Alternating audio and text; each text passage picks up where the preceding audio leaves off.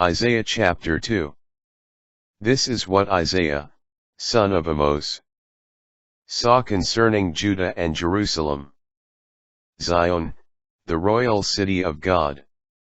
In days to come, the mountain of the Lord's house shall be established as the highest mountain, and raised above the hills.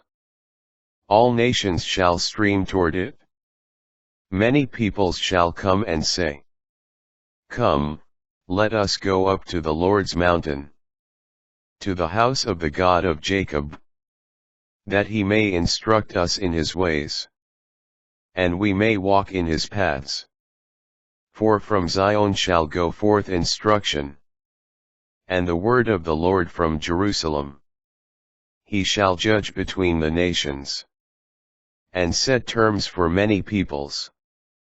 They shall beat their swords into plowshares, and their spears into pruning hooks. One nation shall not raise the sword against another, nor shall they train for war again. House of Jacob, come. Let us walk in the light of the Lord. The Lord's day of judgment on pride. You have abandoned your people, the house of Jacob, because they are filled with diviners and soothsayers, like the Philistines. With foreigners they clasp hands. Their land is full of silver and gold. There is no end to their treasures. Their land is full of horses. There is no end to their chariots. Their land is full of idols. They bow down to the works of their hands, what their fingers have made. So all shall be abased, each one brought low. Do not pardon them. Get behind the rocks. Hide in the dust. From the terror of the Lord, and the splendor of his majesty, the eyes of human pride shall be lowered. The arrogance of mortals shall be abased. And the Lord alone will be exalted, on that day. For the Lord of hosts will have his day against all that is proud and arrogant, against all that is high, and it will be brought low.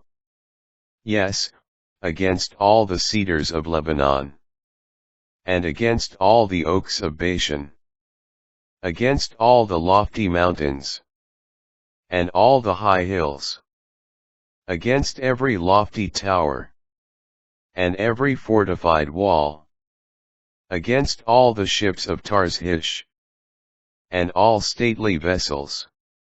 Then human pride shall be abased, the arrogance of mortals brought low, and the Lord alone will be exalted on that day. The idols will vanish completely.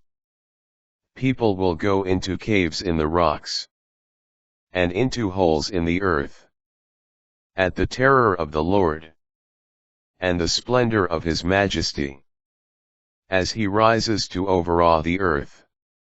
On that day people shall throw to moles and bats their idols of silver and their idols of gold, which they made for themselves to worship. And they shall go into caverns in the rocks, and into crevices in the cliffs, at the terror of the Lord, and the splendor of his majesty, as he rises to overawe the earth.